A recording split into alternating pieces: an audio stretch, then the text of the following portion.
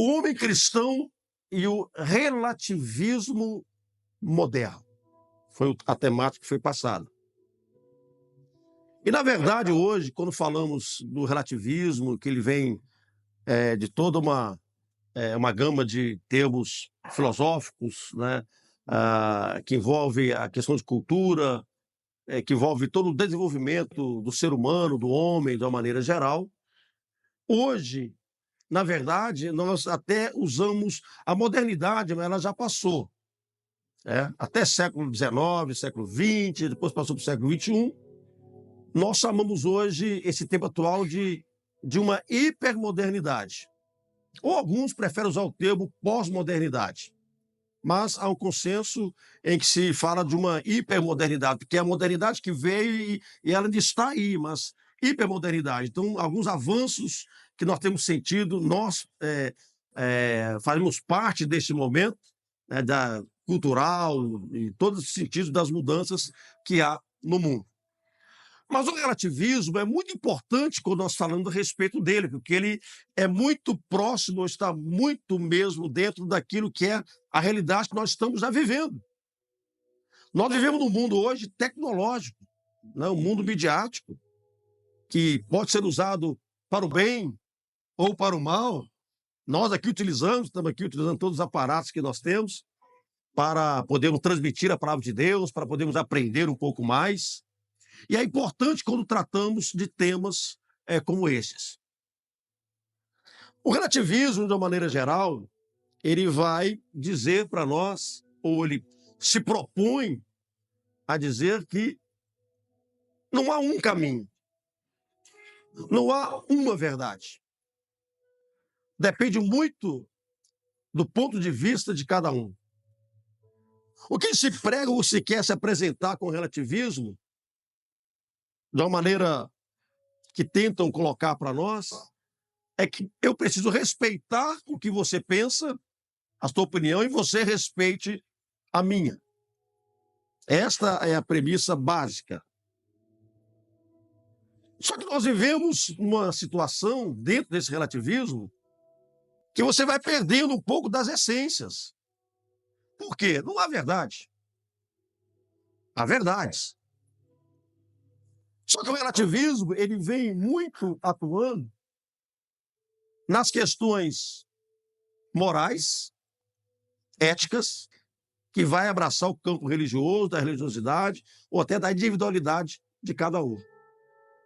Mas o grande problema hoje que nós estamos vivenciando é o que é chamado de uma ditadura relativista. Uma ditadura do relativismo. Isto é muito perigoso. Quando eu falo de ditadura, é aquilo que é imposto ou por armas, como tivemos aí o comunismo e tantos outros, aliás, a ditadura militar e tudo mais, algo que é imposto pelas armas ou, como está vendo agora, pela cultura. E o que nós vivenciamos hoje não é algo pelas armas, é pela cultura. Essas questões que são levantadas nos dias de hoje, onde cada um tem a sua liberdade. Só que nós vemos uma sociedade, irmãos, que vai para os extremos, né? Você começa com o marxismo, depois você vai avançando para o liberalismo, que na verdade se torna em libertinismo. Né? É um libertinismo que estamos vivendo nos dias atuais. Quando você fala, né, desse outro contexto, dessa liberdade e tudo mais, em que cada um faz aquilo que quer, só que está se transformando num libertinismo, e aí é perigoso, porque tudo vale, tudo pode. E esta ditadura estão tentando impor. Só que já vou dizer de antemão para vocês uma coisa.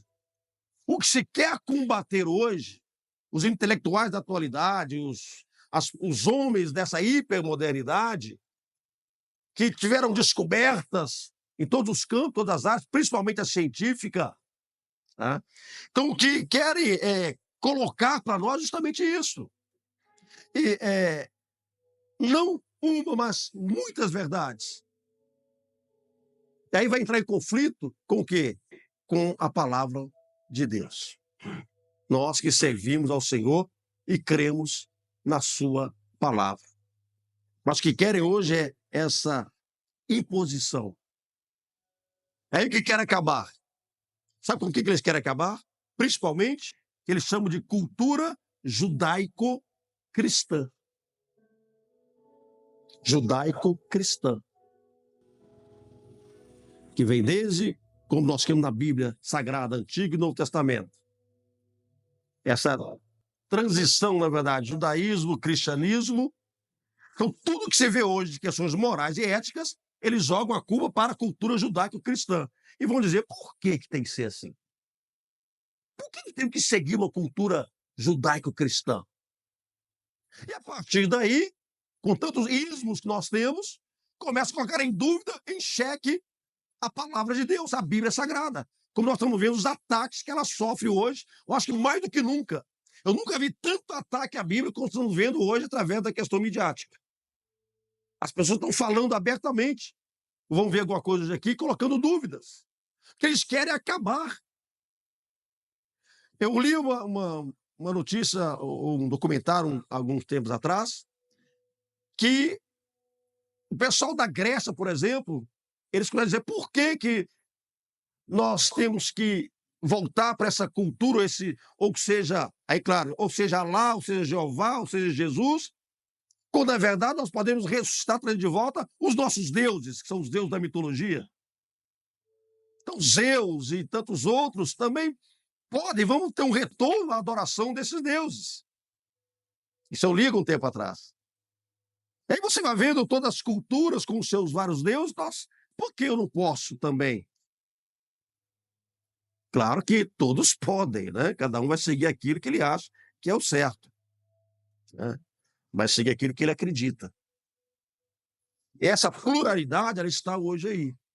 Mas vamos ver aqui de antemão uma situação ou uma coisa, aí eu entendo, é você respeitar aquele que quer adorar a Alá, aquele que quer adorar a Jeová, aquele que quer, ou aquele que tem uma vertente, uma doutrina espírita, ou aquele que tem ou qualquer outra vertente, ou aquele que é budista, seja o que for. Isso é uma situação. A pessoa vai crer ou vai seguir aquilo que ele quer seguir. Mas o problema é quando esse relativismo ele vem carregado de um sincretismo.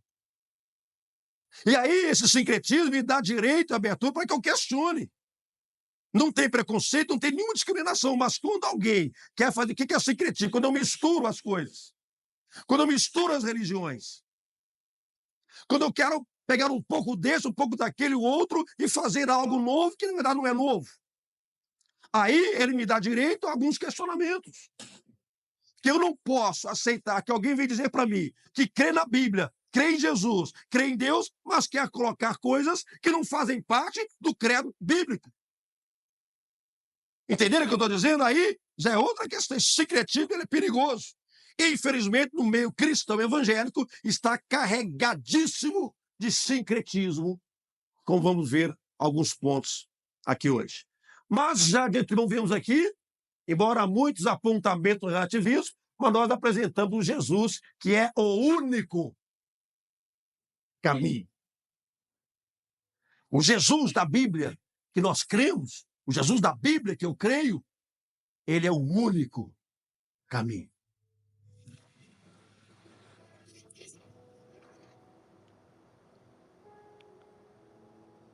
Esse funciona, né?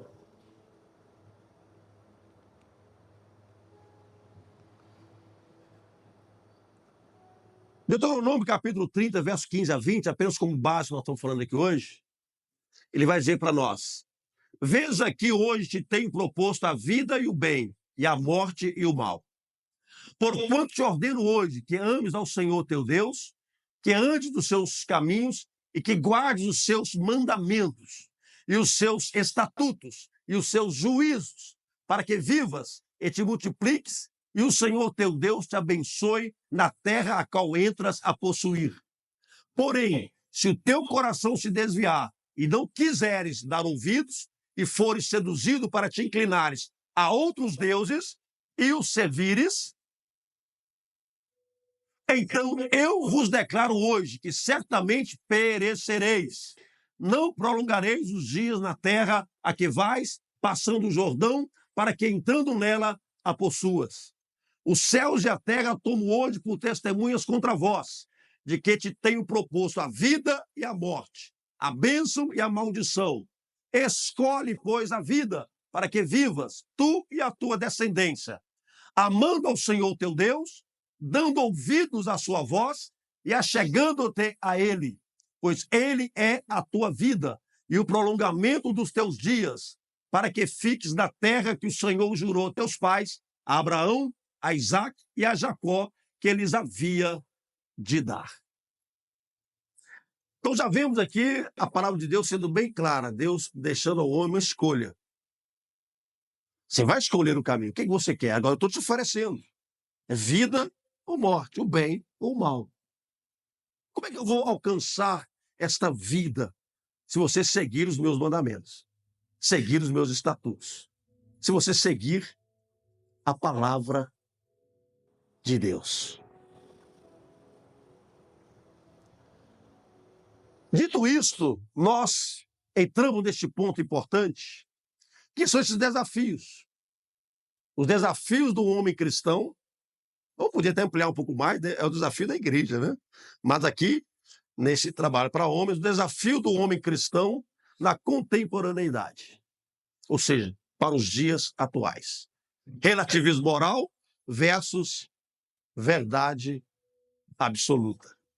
Que hoje você não pode nem falar muito em verdade absoluta, que não vou aceitar. Não tem verdade absoluta.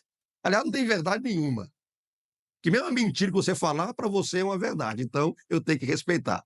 O relativismo ele está complicando muitas coisas. Os próprios estão se perdendo naquilo que falam e naquilo que querem trazer. Porque as coisas estão complicando e complicando bastante, né? Para as pessoas fazerem o que quer, do jeito que quer, da maneira que quer, estão trazendo transtornos para o ser humano. Isso porque, embora tentem combater essa, eles dizem, cultura judaico-cristã, esse conservadorismo que assim eles chamam, né? Nós somos um povo mais conservador dentro das questões de família e tudo mais. E eles querem justamente o contrário de tudo isso. Só que se esquece de uma coisa, o ser humano ele não tem limites. O ser humano não tem limites. E o limite que ele não tem, infelizmente, não é para o bem, é para o mal. Até aquilo de bom que o homem traz, que ele constrói, aqui se transforma em algo para ser usado para o mal. Porque é um problema interior que o homem tem, o pecado. E isso não tem limites. E nunca vai parar. Hoje nós temos um movimento, por exemplo, vou dar um exemplo aqui, não estou nem questionando nem nada, apenas para dizer, movimento LGBT. Aí com LGBT, QIA, mais e mais e mais, vai faltar ler do alfabeto português, do grego, porque a cada manhã vai acrescentando alguma coisa. Já tem pessoas hoje, por exemplo, que querem defender que a pessoa quer ser animal. Tem gente hoje que paga rio de dinheiro para transformar num cachorro, como teve um, acho que japonês, se não me engano. A mulher quer ser uma égua, então assim, se coloca uma égua mesmo e quer andar trotando e aquela coisa toda. Vamos acrescentar mais isso, não vai parar. Não vai parar. As questões vão piorando a cada dia mais e mais, as questões morais vão se afundando, só que vem o quê? Sofrimento. Vamos colocar uma coisa para vocês aqui, para quem vai me assistir depois aqui. Qual é o mal do século hoje da sociedade? Depressão, ansiedade. Na América Latina, o Brasil é o país com mais incidente de casos de depressão e ansiedade. O que está acontecendo com as pessoas? Isso é geral. Essa tal liberdade era para fazer bem para as pessoas, mas não está fazendo bem. Se não tiver essas normas, né, não esse antinomismo que a gente vê que as pessoas querem aí, mas se não tiver isso, as pessoas vão se perdendo, como nós estamos vendo acontecer. Estão se perdendo. Não tem limites para pecar. E aí a sociedade, quando vê alguma coisa, meu Deus, o que está acontecendo com o homem? Eu vi uma notícia agora, recente, eu fiquei, não sei se é verdade ou não, mas eu vi hoje, a gente tem que falar assim, que a gente tem que confirmar tudo que a gente ouve e vê, né? mas de uma pessoa, um adulto que abusou de um bebê de, não sei se de menos de um mês. Pasmem, com penetração.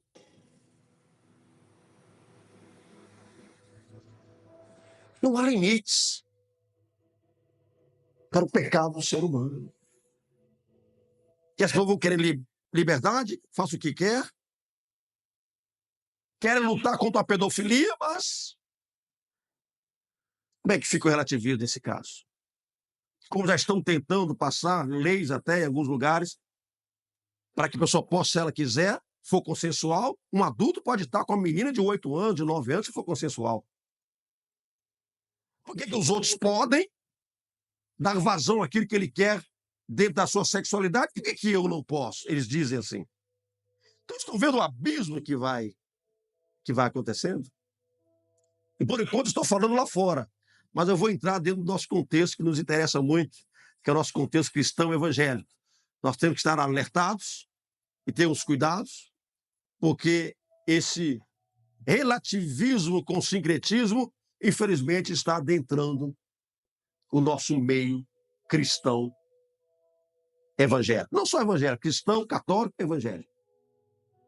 Está aí permeando e já entrou de uma maneira muito profunda. Eu quero comentar com vocês hoje 3 desafios do homem cristão nessa contemporaneidade. Se assim permitir, nós tivermos tempo, iremos falar a respeito dessa temática, desses 3 desafios. E o primeiro desafio que nós temos, defender a firmeza da doutrina bíblica. É um desafio, sim. Defender a firmeza da doutrina bíblica. Se nós temos que defendê-la, porque ela está sofrendo ataques. Porque a doutrina bíblica, ela é firme.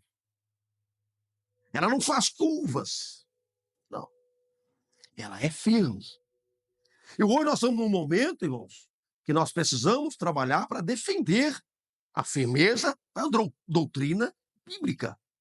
Quando eu falo doutrina, eu estou falando do ensinamento da palavra de Deus. Não estou falando de uso e costumes. Embora também eles estão envolvidos, tá? Quando alguém fala assim, não, aqui não tem uso nem costume, porque é isso? Não, peraí. Dentro da doutrina bíblica, tem costumes também uso, que são bons, são saudáveis. Não é porque a pessoa pensa que não, o negócio comigo é só doutrina bíblica e não tem isso, uso e costumes, e eu posso fazer. Não, peraí. Dentro da doutrina bíblica, nós temos também aquilo que é saudável. Porque eu não posso só dizer para você que eu sou servo de Deus, é só no espírito, irmão. Né? Mas a minha cara, o meu corpo é outra coisa. Não, tudo está envolvido. Corpo, alma e espírito para servir ao Senhor. Então nós temos um grande desafio dessa defesa. E como eu vou fazer isso? Bíblia, palavra. Pastor, disse algo hoje muito interessante aqui. Você vê tantas vozes hoje, tantas pessoas que dizem que pregam a palavra de Deus, mas de palavra você não vê nada. Revela CPF, revela nome no Serasa, revela tudo. E esquece da revelação maior, da revelação principal, que é o quê? A Bíblia. A Bíblia. Eu vejo que as pessoas ficam tão admiradas pela revelação de um nome, de um CPF, eu vejo aquele mover. Eu me lembro de Jesus, quando enviou os discípulos lá para poder fazer a obra, e eles voltaram dizendo, Senhor, vou parafrasear aqui o texto, tá? O senhor não sabe o que está acontecendo. No teu nome, até os demônios se submetem a nós. Olha bem, fora as curas e as coisas extraordinárias. Voltaram assim, e Jesus olha para eles. Eu via Satanás como um raio cair do céu. Mas deixa eu dizer uma coisa para vocês. Vocês estão muito alegres com isso? De todos esses milagres? Não. Eu vou dizer algo mais excelente para vocês. Alegrai-vos primeiro por ter o vosso nome escrito no livro da vida. Jesus disse assim, olha, não fiquem tão admirados com isso. Não é isso que é o mais importante. Então você imagina o que o senhor está pensando hoje de revelação de CPF e RG e outras coisas, e placa de carro. E que há tanta admiração. Imagine eles que viram curas. E Jesus disse, não fique admirados com isso. Cuidado. Se alegre em ter o teu nome escrito no livro da vida. Que nós vivenciamos hoje, por causa desse sincretismo que vem chegando, duas coisas que eu quero colocar para vocês. Agnosticismo evangélico, gnosticismo cristão. Vamos primeiro para as palavras. Agnosticismo. É uma palavra grega. No grego é uma palavra, é uma partícula de negação. Gnosticismo vem de gnosco. A palavra gnosco é conhecer, conhecimento. Então, quando eu falo gnosco ou agnosticismo, é o não conhecimento, em tradução livre. O agnóstico, o agnosticismo, ele é o camarada da dúvida. Porque se gnosco é conhecer, então ele vai dizer, olha, não é que eu não acredito em Deus. O agnóstico. Não é que eu não acredito em Deus. Se ele aparecer para mim, que agora eu vê-lo, e também até tocá-lo, eu acredito. Porque eu vi e pude tocar. Mas se ele não aparecer aqui, eu fico na dúvida. Então eu penso, pode ser que Deus exista, mas pode ser que ele não exista. Ele é o da dúvida. E tem muitos, né, agnósticos por aí. Ele não é um ateu em si, tá? O ateu não crê. Mas o agnóstico, ele fica na dúvida. Se ele provar aparecer, eu creio. Seja Deus, seja um anjo, seja um demônio, eu quero ver. Agnosticismo é a dúvida. E hoje nós estamos vivendo num mundo que é a era da dúvida. Porque hoje se duvida de tudo. Hoje se duvida de tudo. E hoje, de uma maneira mais intensa, provocado pela própria mídia, hoje internet, como eu disse inicialmente, os ataques à palavra de Deus, à Bíblia, estão muito fortes hoje. E as pessoas que se colocam para fazer esses ataques são muito contundentes no que eles falam. Eles têm uma convicção, né? Falam de uma maneira tão clara, tão leve, que você quase é engodado ali também. Você vê a convicção ali na pessoa. Né? E se você tem muitos com essa preocupação só de revelar e não ir para a Bíblia, quando são questionados sobre a Bíblia, não tem resposta para dar para essas pessoas. Fica o quê? Na dúvida. E na dúvida do quê? Esse é o diabo, é o Satanás que está te usando. Não, irmão, ele quer saber, ele quer uma resposta. A pessoa pergunta algo para a pessoa, dentro do contexto bíblico, dizendo que olha, isso aqui está errado na Bíblia, ele não sabe como responder. O que ele fala? É o diabo que está te usando. E se esquece que ele precisa ter uma resposta para dar para aquela pessoa. Senão, fica na dúvida. E quem está vendo milagres, estão vendo, vão acreditar em quem? No outro. Realmente, colocou ele no bolso. Vou dar só um exemplo para vocês. Tem um camarada aí na internet que ele é ateu, diz que é ateu, e diz que tem teologia. Então ele fala da maneira muito calma, tranquila.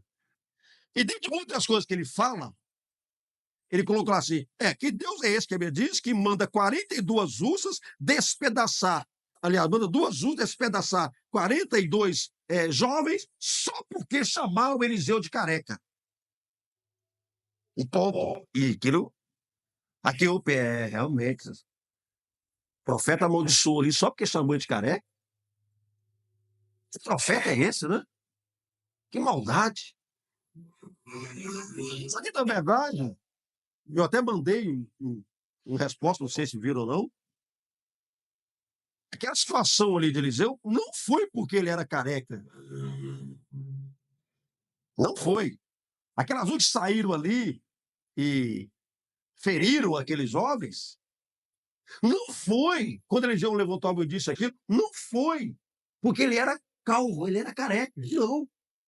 Eles diziam assim, sobe careca, não é isso que falava? Ele, então vai amaldiçoar que chamou ele de careca. Não. O problema é que eles estavam duvidando da palavra de Deus que diz que levaria Elias ao céu sem provar a morte. E Eliseu ficou ali tentando, esperando para que ele visse aquele momento, e ele viu. Então a zombaria dele não era por causa da calvície de Eliseu. A zombaria era pela palavra de Deus. E de Deus ninguém zomba. Só que lança isso e fica por isso mesmo. Você não foi por esse motivo. E vários outros que é colocado ali e ninguém fala nada. Porque diz que quer lançar o quê? Dúvida. Porque a dúvida, ela vai levando você para baixo. É uma pedra pesada que te leva para o fundo de um abismo existencial, espiritual, e acaba com a pessoa. Que fica, será? Realmente não tinha pensado nisso. Né? E hoje está uma enxurrada disso. Gera o quê? Dúvida. Infelizmente, tem muitos crentes evangélicos que estão aqui na dúvida. Por quê? Claro, não faz curso, não frequenta escola dominical, não tem curso de ensino, não aprende nada, quer o quê? Nada. Fica no mistério. Como é que ele vai? É mistério. Como é que ele vai defender aquilo que ele acredita? Se ele nem sabe o que ele acredita. Desculpa eu dizer, irmão, mas tem um tanto de gente na igreja hoje que não sabe nem o que está fazendo ali. Só tem um nome de evangelho. O que você é? Eu sou evangélico. Ele nem sabe o que ele é. Mas ele vai. Ele está lá no meio.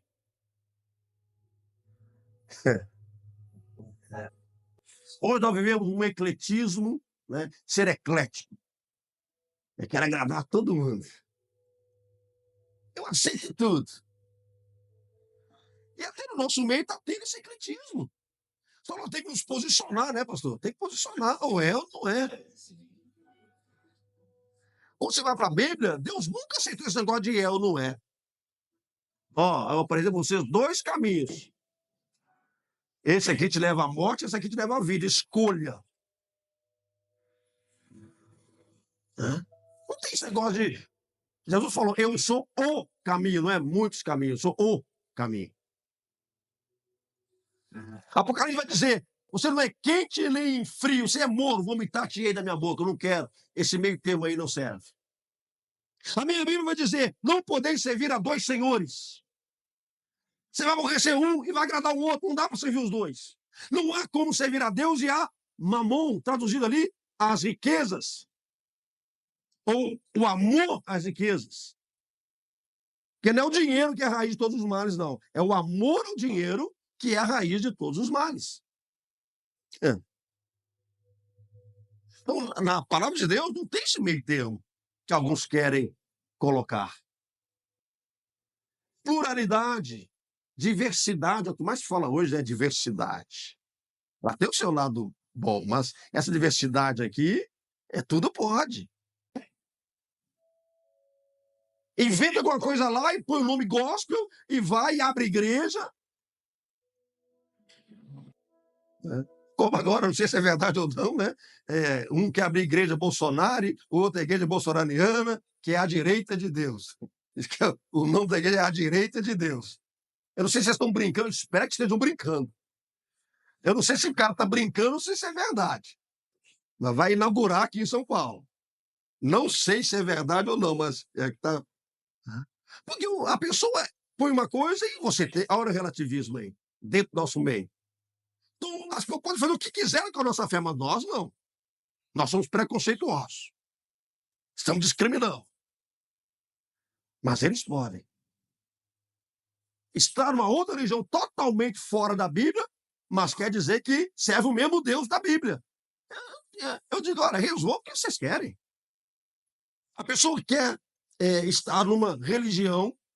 Vamos dar um exemplo. A pessoa quer estar numa religião afro, problema nenhum, assim, do ponto de vista natural, humano, para mim não se quer seguir, não tem problema nenhum. Ele quer seguir uma religião afro, mas ele quer colocar a Bíblia dentro disso e tem que aceitar. Quando a gente diz só há um Deus, só há um a servir, eles querem colocar isso e nós temos que aceitar. Mas ai de nós se falarmos uma coisa sobre preconceituosos. Não. Como ele pode defender o que ele crê, eu posso defender o que eu creio. Agora, eu querer colocar a minha na dele, fazer um esqueletismo, também está errado. Entenderam o que é esse relativismo hoje, como ele está afetando muitos? E afeta tanto que nós temos hoje igreja cristã evangélica espírita. Nós temos hoje já um movimento de igreja cristã evangélica satanista. Você pergunta, como assim? É. Então, diversidade, essa pluralidade, né? Pluralidade que nós vemos nos dias de hoje, está gerando esse agnosticismo evangélico, a dúvida. Nós estamos hoje, isso é sério que eu vou dizer, com muitos evangélicos, muitos que estão dentro das igrejas, cheios de dúvidas. Eu, como teólogo, como dentro da minha área, eu lido com tantas coisas, eu ouço tanto, eu falo isso com algum conhecimento, de pessoas que chegam até mim, pessoas que me procuram, cheio de dúvidas, foram plantadas por aquilo que está ouvindo e está vendo. Por não ter embasamento bíblico, a pessoa compra aquilo e fica perdida depois. A gente está até se desviando, se afastando do caminho do Senhor, porque não houve algo ali para ajudá-lo naquele momento. Então, nós estamos com um desafio muito sério hoje, que é da dúvida. Gente do nosso meio está cheio de dúvida. Tem gente hoje no nosso meio que já não crê nem que Jesus vai voltar. Sabia disso? O senhor está na igreja e não crê no arrebatamento da igreja. Está na igreja e não crê. Teve um teólogo por aí que disse que arrebatamento é um paliativo de Deus para nós, só para a gente ficar mais firme. Você sabe o que é paliativo, né?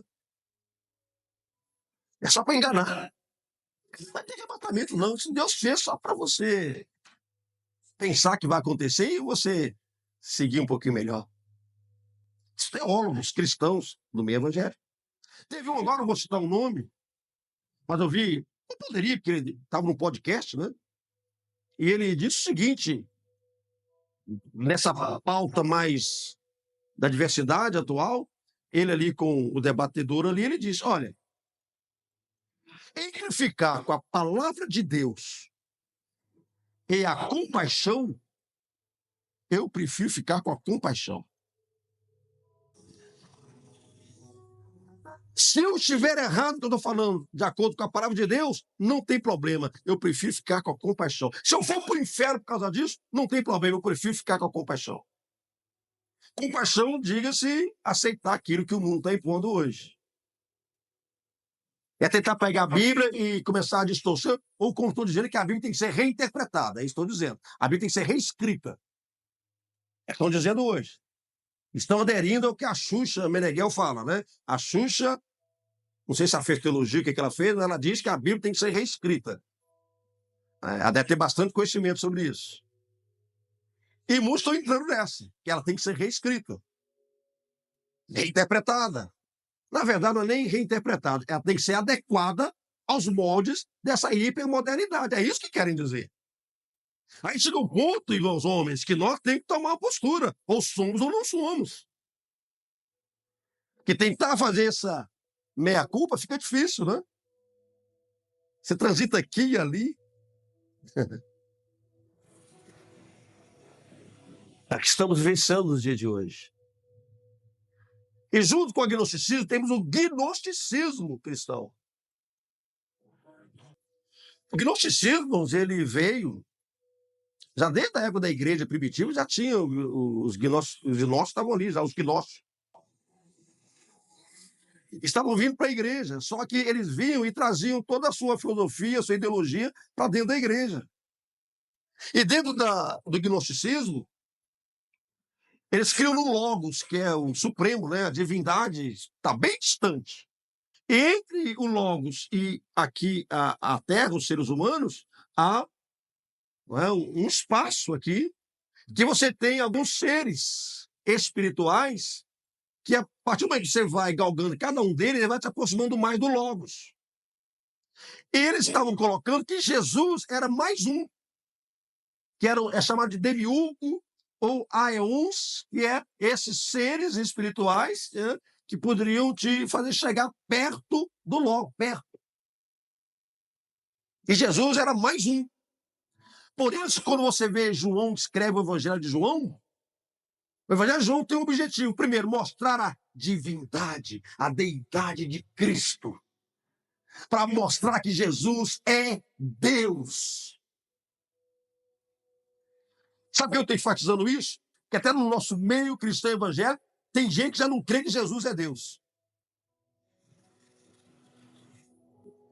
E outro tapa de luva que João dá é nos gnósticos. Porque ele escreve para combater os gnósticos. Porque ele está dizendo o seguinte: não. Não tem isso, aquilo e tantos seres, Jesus não é mais um demiurgo para chegar até o Logos, não. Ele já vai dizer, ele já vai dando um tapa no início da seu evangelho. No princípio era o verbo estava com Deus, e o verbo era Deus, e manifestou, e nós vimos a sua glória como a glória do unigênito do Pai. Pronto. E ele que escreve lá, João 14,6, né? Jesus dizendo, eu sou o caminho, a verdade, a vida. Foi bem claro quanto a isso. Então já veio combatendo isso. Dentro do gnosticismo, né, que é conhecer, né, esse gnóstico, nós estamos vendo hoje a descaracterização do Cristo bíblico. Estamos vendo, irmão. Sabe que Jesus é, hoje, para as pessoas, daquilo que você quer que ele seja. A adoração hoje não é mais Deus que dita como ele quer ser adorado. É a pessoa que diz como é que ela quer adorar a Deus. Não está nem aí se Deus aceita ou não. Eu quero adorar ele assim, e eu tenho liberdade do espírito. Não, a minha Bíblia diz o contrário, que Deus é bem criterioso. Quando mandaram um animal lá meio defeituoso para ele, eu não quero essa oferta sua. Nem para você quer? Você quer mandar para mim? Está achando que Deus aceita qualquer coisa? Se você está achando, você está enganado. Vai de qualquer jeito, Deus aceita tudo. A minha Bíblia não diz isso. Eu não quero, eu não aceito. Eu quero que seja assim, dessa maneira. Mas hoje as pessoas acham que pode servir a Deus do jeito que querem. E aí você começa a ver algumas aberrações. Como tem um camarada por aí que a gente vê que ele dá até coice assim, a pessoa cai para o chão, diz que no poder. É a unção do coice. Estou dizendo que ele fala assim, dá um coice e a pessoa cai. Dá um Hadouken e a pessoa treme toda e cai. E vai naquela posição assim, de humildade, né? Não tem humildade nenhuma. É soberbo que tá ali. Difícil, né? Não tá fácil hoje. É por isso que quando você faz um trabalho como eu estou fazendo aqui, você pode convidar quem você quiser, poucos que vêm. Você falar que vai ter fogo e glória e poder e revelação, o pastor tem que fechar a rua. Se chega que vai vir cantor tal aqui, o pregador tal aqui, meu Deus do céu, vai acabar entupido de gente aqui. Aí eu pergunto, é Jesus que está sendo adorado mesmo por nós? É Jesus que está sendo adorado? Quem que vai estar lá? É o pastor Flávio. Não é o fulano de tal. Pode até falar heresia, mas vem todo mundo. Descaracterização do Cristo bíblico. Irmãos, eu fiquei muito triste um dia desses.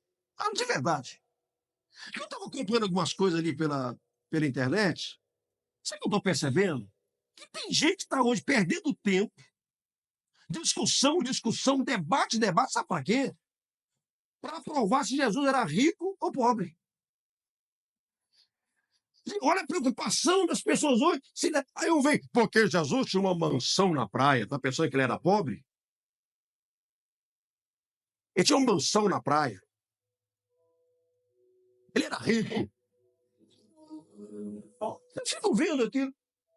em discussão se ele é rico ou pobre, materialmente falando. Ao invés de pregar o evangelho, falar do Cristo que liberta, que cura, que transforma as vidas, estão preocupados em provar se ele é rico ou pobre. Ou se ele era.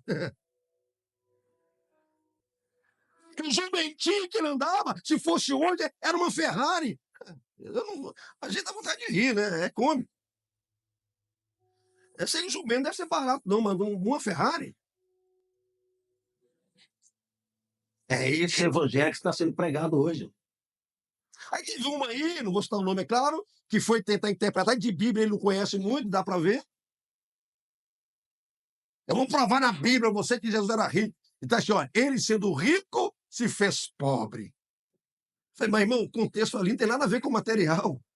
Dizendo que ele abandonou a glória dele, que ele era Deus, a riqueza ali espiritual, ele é Deus, e ele deixou tudo para se tornar como um de nós. Para nos tornar ricos, mas não ricos de dinheiro, de carro, de mansão, não. Texto fora de contexto, vira pretexto, a pessoa faz o que quer. E quem ouve, bate palma. Oh. Um dia eu ouvi alguém dizer assim, de uma aí, ele não pode dizer o nome, né?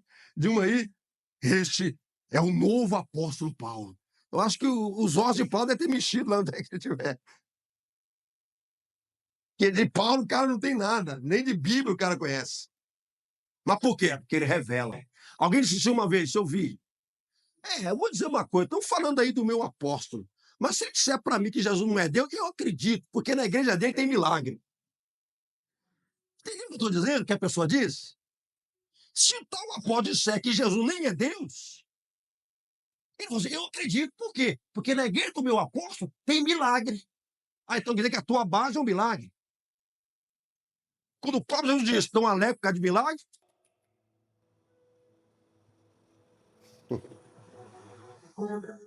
doutrinas falsas e demoníacas que estão sendo levantadas nos dias de hoje.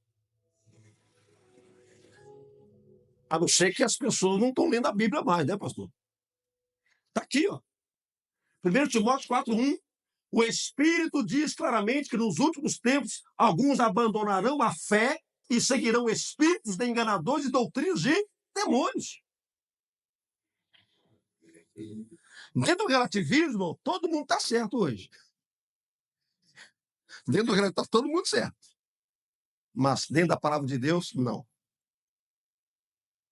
Não dá para aceitar tudo que está sendo colocado aí. Eu não posso crer num coice ungido para poder eu ser curado. Eu não posso crer nessas coisas. Eu não posso crer em pessoas que falam línguas estranhas para mostrar para os outros num podcast ou num programa de televisão para falar língua só para mostrar para o apresentador. Eu não creio que isso é coisa de Deus. Aliás, línguas estranhas hoje, infelizmente, está totalmente banalizado. Tem gente que faz piada com línguas estranhas. O temor está indo embora. Tem gente hoje aí que, como pastor fake, né? Que o cara vai falando tudo aquilo que ele sabe que acontece e vai destruindo tudo. Tem um casal aí que fala em língua toda hora e pede dinheiro, aquilo, para satirizar o evangelho. E sabe por que eles fazem isso? Estão decepcionados com a própria igreja, decepcionados às vezes com a liderança. E por não ter um bom embasamento, é isso que acontece. Quem não tem base da palavra de Deus, qualquer vento leva ele. Mas quem tem base, nenhum vento derruba.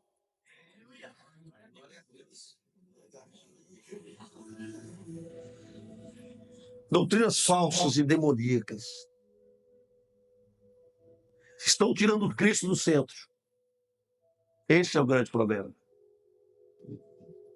Mas, aqui eu fiz um contraponto aqui, né? João 14:6. Jesus é o caminho, a verdade, a vida. Ele diz, ninguém vem ao Pai se não for por mim. Pronto, fechou. Não, mas tem aquela religião, tem aquele outro. Não, na minha Bíblia, estou falando, irmãos, na Bíblia, daquilo que eu creio. Como eu disse, respeito qualquer religião, sem problema nenhum. Estou falando da Bíblia. A palavra diz que ele é o único. Ah, mas eu não creio. Tudo bem. Mas pela Bíblia é o que eu creio. Ele é o caminho, a verdade e a vida. Só ele leva ao céu. Agora, Satanás é o desvio, a mentira, a morte.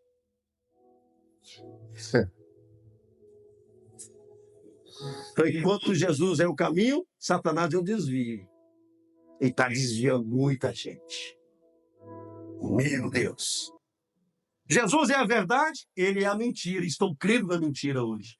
As pessoas preferem crer na mentira. E é tão sério isso aqui, eu não lembro qual texto está na Bíblia agora, mas estou me lembrando aqui, que Deus diz que Deus vai permitir a operação do erro para que as pessoas creiam na mentira, porque amam tanto a mentira, como Deus vai dizer assim, você quer tanta mentira, agora você vai crer na mentira. Deus fala, você vai crer na mentira, porque se você quer a mentira, então você vai crer nela. Porque amam a mentira. Jesus é a vida, Satanás é a morte.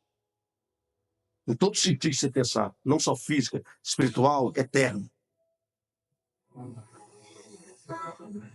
Mas nós queremos o Cristo, que é o verdadeiro caminho. É Ele que nós queremos. Glória a Deus. Temos um desafio hoje, que é o segundo desafio, fixar o cristocentrismo. Jesus é o centro. Aí é um desafio? É. Porque hoje, irmão, Jesus está deixando de ser o centro. Em muitos sentidos. Às vezes eu faço não uma crítica em si, tá? Ou seja, né, acho engraçado algumas coisas. Às vezes tem certos eventos, você vê um cartaz de evento, que tem tanto pregador e cantor que não estão nem cabendo, fica a gente sair para fora do papel. Eu também, às vezes eu estou em alguns também. Mas eu vejo que tanto, eu fico assim, onde é que está Jesus nesse negócio? Sabe que cabe ele ali? Porque é a exaltação do homem. Ah, e um detalhe, viu?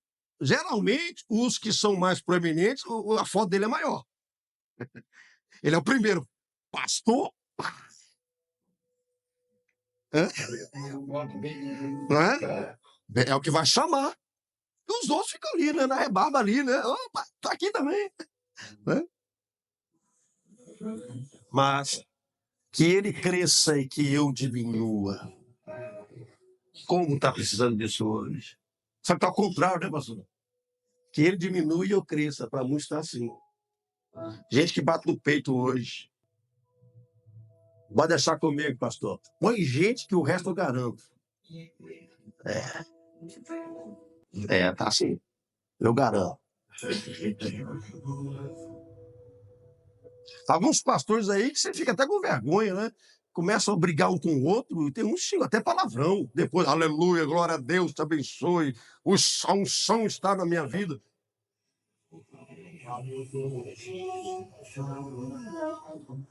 Deus tem misericórdia. Mas Cristo deve ser o centro. Ele é o centro. Hoje nós estamos tendo, irmãos, é uma despregação do Evangelho. Por isso que eu ponho em parênteses ali o des. É uma despregação do Evangelho. Infelizmente. Isso aqui é modelo de pastor hoje. Ferrari. Né? O cara anda assim, peito aberto, assim. Sabe aquela pose para foto, né? Mas tem milagre na igreja dele. Daí. Tô nem aí sem milagre, o que tem lá? Isso me inflama. Isso era bem claro. Eu creio em milagres. Eu sou um milagre. Tem milagre na minha vida. Eu creio. Problema nenhum. Mas não uso disso, irmãos, para me promover. Hoje não dá tempo, quando der. Eu tenho uma cura que eu tive, uma cura esse ano. Eu pensei que eu ia morrer numa situação. Meu filho está aqui, sabe muito bem. Que eu fui para o hospital de SAMU. Eu tive uma cura. Que me possibilita agora fazer o que estou fazendo aqui hoje. Eu pensei que eu não ia muito longe, não, pastor. O negócio era sério. Jesus me curou. E eu estou hoje fazendo a obra dele. Você entender quem está me vendo aqui, quem está aqui, eu creio em milagre, tranquilo. Já orei por pessoas que foram curadas. Mas o que eu estou dizendo aqui é que eu não posso colocar isso na frente, como quando meu ministério é só. Não. A vida está cheia de milagres, mas está com a vida errada, uma vida de adultério, uma vida de mentira. Ou como está aparecendo hoje por aí. A mídia faz isso também, né? Os escândalos estão vindo que denigram o evangelho. Meu Deus, mas aquele ali estava assim, é. Teve um que foi preso agora porque molestou 50 mulheres. Está preso, pastor. O outro violentou criança. Isso vai se espalhando por aí. Você tem onde o fake gosta. Fake é mentira. É fake. A influência da mídia está muito forte hoje. Com pastores que hoje é carro em cima do altar, moto, encostar uma Ferrari aí, aquela coisa toda. Não vou dizer que seja errado, certo? Se você tem dinheiro para comprar, né? Mas daí eu pegar isso para colocar como ministério e obra, aí é outra coisa. Aí é outra coisa. Só pode falar de prosperidade para as pessoas quem tem muita prosperidade. Quem não tem, não pode. Então, o cara que é rico não aceita um pobre falar com ele de Jesus ou falar de prosperidade. Porque se é pobre, você vai falar para ele. Eu quero ver, eu quero aquele pastor que tem uma Ferrari ou aquele que tem uma Hilux para vir falar para mim. Que ele sim é abençoado por Deus. Você que anda de bicicleta não é. Só vou dizer uma coisa que você vai ficar triste. A palavra que você diz que crê, que eu creio, ela fala que é o contrário. É o que não é, que leva para aquele que pensa que é. A realidade é essa. Entendeu? Hoje um mendigo que andou não era uma Ferrari, não, meu irmão. Jesus não era rico, materialmente falando, não era. Ele era sustentado até por mulheres que ajudavam no seu ministério. Mas a influência da mídia está aí.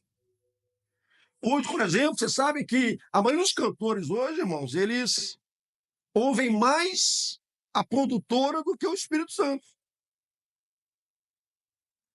Hoje você sabe o seguinte, tem muito cantor, por exemplo, não quer cantar. Se for chamar certos cantores aí, pastor, ele não vem cantar na sua igreja, não. Só pode dar 50 mil reais para ele não vai vir. Porque o filão hoje é prefeituras. É venda de prefeitura, porque lá o cachê é mais alto. O cachê lá é de 150 mil para cima. Só o cachê. Aí ele vai querer vir pregar na sua igreja para ganhar 20 mil? Não vai. Mas quem diz o Espírito Santo? Não, a produtora.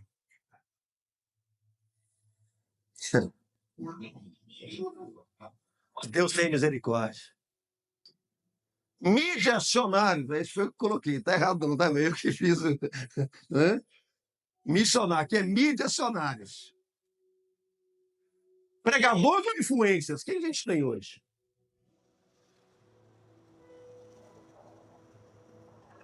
Irmãos, você pode estar na mídia, isso é importante que você pregue o evangelho, levando a palavra de Deus, porque tem que usar a tecnologia também para a obra de Deus. Agora tem que ver o que eu quero apresentar, o que eu quero ser, um pregador mesmo ou só influência? Porque a influência está atrás de algo, né? Ele está atrás de likes.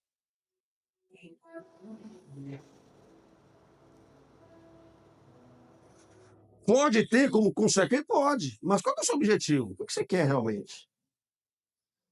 Aliás, isso é para todo mundo. As pessoas, tem gente que está em depressão porque não recebe curtida.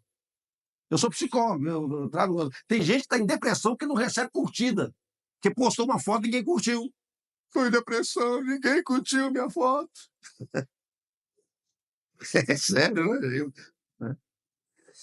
Se é essa motivação, está tudo errado. Mas vamos levantar realmente, para levar o evangelho usando o que tem hoje tecnologia, glória a Deus por isso. Só que a maioria que está levando lá, infelizmente, não é para a glória de Deus, é para escândalo das coisas de Deus. Infelizmente. Banalização da cruz, né? É o mundo gospel, que hoje é a banalização da cruz. Ah. Significado da cruz dos dias onde éramos. Sabe qual é o significado da cruz hoje? Status. poder, riquezas, luxúria. Você viu o que disse uma vez, irmãos, que ele falou assim, olha bem a ideia do camarada, que estava em pecado de adultério. Ele disse, hoje eu sei o que é a misericórdia de Deus. Se eu conhecesse ela antes como sei hoje, teria pecado mais. Sabe aquela coisa de eu pego, eu peço perdão e está perdoado? O cara não vai parar de pecar nunca. Dominação. Hoje nós estamos com a teologia do domínio. Teologia do domínio, não vou falar agora que isso gera muita coisa, mas a teologia do domínio ela vem pela política. Hoje a igreja toda, muitos hoje da igreja querem dominar pela política, não é por Jesus mais. Lamentavelmente. Querem dominar através da política. A Bíblia não vai dizer isso para nós. Podemos estar lá, o estadista, como foi Daniel e outros mais. Amém. Mas entender que ela que vai resolver o problema do pecado, não. Quem resolve o pecado é Jesus. Ela que vai impedir que a igreja seja perseguida, não. Quem impede a igreja ser perseguida é Jesus. Ele pode até usar a política, ele vai o que ele quiser. Mas se ele quiser que a igreja seja perseguida, por causa do que está acontecendo, quem vai parar? Já parou para pensar nisso? E se ele quiser? Não, porque senão você vai ser impedido de pregar. Se isso acontecer, irmãos, Jesus está me dizendo alguma coisa. Porque aí vai ver quem é e quem não é, não é?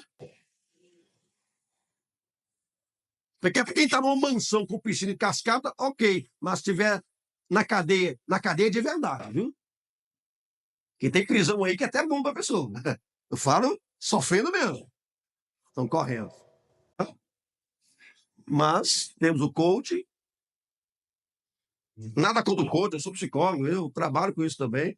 Mas não vou trazer coach aqui do púlpito. Você pode ter certeza que não. Motivacional não, porque não dá. Que aqui é perder para ganhar. É morrer para viver. E lá a motivação tem que ser o contrário. Estrelas, gospel, né? Você sabe. Que nunca me enganou. Quem me conhece sabe muito bem, eu sempre falei, não me engano. Saem, vão lá para o mundo, pensando que vão ganhar dinheiro, não ganham, voltam para o nosso meio e são aceitos. Bom, se a pessoa saiu do nosso meio aqui, vou para o mundo, agora cantar para o mundo, porque eu me descobri e foi. A escolha. Aí não dá muito certo lá, aí volta, mas estou sendo ruim de voltar? Não. Se voltar mesmo para Jesus, amém, glória a Deus. Então, meu irmão, é o cantor mais famoso. Senta no banco aí, que agora você vai ser ministrado. Senta no banco aqui, vem para a escola dominical, vem aprender que eu tenho algo para passar para você. E como for a sua evolução na presença de Deus e mudou, em breve você pode voltar a cantar aqui. O cantor já está cantando em congresso e tudo mais, então o cara vai querer mudar. E ganhando rios de dinheiro. Não, amém que você voltou, que bom. Sente aí. Vamos esperar, né? Não. Mas se for um irmão pobre e fizer ele voltar, ele vai ficar no banco. Porque ele não tem nada a oferecer. Evangelho doce e fácil, né? Aquela mensagem, sabe aquela mensagem de 15 minutinhos? Que te massageia, que... Por isso que os famosos gostam desse tipo de pessoa. Pode ver, tudo são mentor desses famosos. É um jogador de futebol, é não sei quem, eles são tudo mentores dele. Porque eu vou dizer, filho de que tá tudo certo. Promessas, festival promessas. E vão receber troféu. E é troféu para cá, é troféu para lá. Senhor Jocão, para você. Recebe o troféu aqui da mão do Raul Gil, do Faustão, não sei quem que seja. Mas o melhor troféu é das mãos de Jesus. Vai dar para aquele dizer, servo bom e fiel. Venha, que eu tenho preparado com você. Mas aqui os homens correm atrás dos troféus, né? É isso aí. E você vai achar alguns líderes que vão apoiar. Certeza da salvação. Não importa o que eu faço. É o que ela diz. Ela tem uma tática interessante, né? Diz que um dia estava no avião com o filho, o avião deu uma Quando ela falou assim, pegue perdão agora que você está salvo, pegue perdão agora que você está salvo. Olha o tipo de conceito bíblico que a pessoa tem, que ele pede perdão agora que aí você está salvo. Ele pede agora. E diz que tem convicção, né? E diz, ó, vocês crentes aí, vocês vão tudo para o inferno. É. Qual é a ideia que tem ali? Pecado é roubar, matar. Mas parece que adultério também é pecado, né? Fornicação também é pecado, né? Aí ela foi numa dessas influências que nós temos aí, uma. A menina é boa, viu? Ela consegue fazer um negócio, pega um copinho, copão e faz um negócio, era boa. Foi lá, entrevistou, ela pôs ela no bolso. Ficou calado, não fala nada. Fala o quê? Lamentável, nós estamos vendo hoje. É esse tipo de evangelho que está sendo pregado. O evangelho do Pix, o evangelho do dinheiro. É o que está acontecendo hoje, infelizmente. Finalizando, irmãos, o desafio, não vou falar muito, não vai dar tempo. Preservar a semente da fé, a palavra de Deus. Ela é a semente. Esse é o nosso maior desafio. Temos hoje a chamada fé espetáculo e a fé espetacular. A fé espetáculo é a intimidade com Deus. Nós temos intimidade, né? Aqui é a palavra intimidade. Tudo para fora, tem que mostrar tudo. Não tem mais intimidade com Deus. Algo transgeracional. Eu vou dar até um exemplo. A soja transgênica, né? Como é que é a mudança? É de dentro para fora. Tem lá o que eles colocam lá, o veneno para matar as pragas. Aí fizeram algo dentro da soja, um trabalho todo ali, para que aquele veneno não atinja a soja. Então tem que mudar alguma coisa nela aí. É transgênico, fala, não é isso? Só é transgênico. Tem uma planta aí que consigo colocar uma coisa de vagalume nela e ela fica fluorescente. Só que é de dentro para fora. E a fé espetáculo, ela está aí. É um espetáculo para quem quer. Nas boates gospel, barzinho gospel, cerveja gospel, cigarro gospel.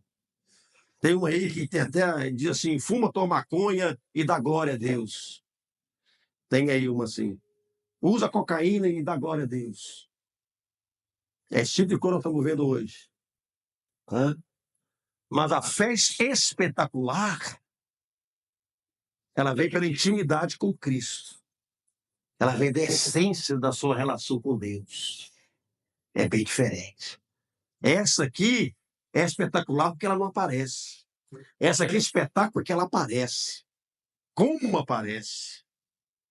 É fogo para todo lado. Teve uma aí que não está no nosso meio mais, né, que agora está cantando no mundo e já mudou muita coisa, mas alguém diz, olha, quando eu vi ela cantando, eu via como fosse um orvalho de ouro caindo sobre ela. Pouquinho depois já estava no mundão já. Que visão, né? Espetáculo. É espetacular. É aquele irmãozinho, aquela irmãzinha que está aqui orando todo dia e ninguém está vendo. Mas Jesus está vendo. Não tem espetáculo. Não tem. Tá aqui, ó, Jesus cura, mais ou menos. Jesus prospera, mais. Jesus salva, poucos. Poucos. Eu finalizo com um exemplo que me impactou muito. Me impactou muito. De um missionário foi preso por causa do evangelho, que falava de Jesus, não neguei, ele não negou. Ficou 20 anos preso, filho dele era novinho. Por último, cavaram um buraco que cabia ele ajoelhado. Só cabia ele ajoelhado. E ele ficou 6 meses. 6 meses. Fazia necessidade por alimento, ia lá com a pai, tirava a necessidade, dava comida para ele, até para ele comer e para ele poder, né? De joelhos. 6 meses. Aí levaram o filho dele. Quando o filho chegou e viu aquela situação, ele falou assim: pai, vamos fazer o seguinte,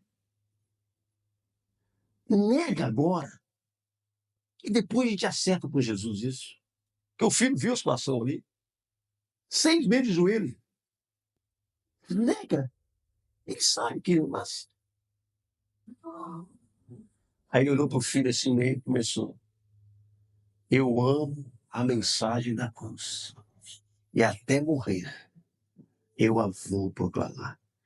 Ficou mais 6 meses, não sei quanto tempo lá. Morreu, mas tem um legado. Hoje a família serve ao Senhor e continua na obra. Isso é espetáculo? Quem é que fala disso? Ninguém quer falar. Isso não dá igual, não dá dinheiro.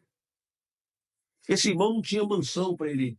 Ele não tinha uma cama de 100 mil reais para ele dormir. Esse irmão não comia um bife de 5 mil reais. Ou de 10 mil reais regado a ouro. Esse irmão está no meio das suas próprias fezes. Por que ele é diferente desses outros?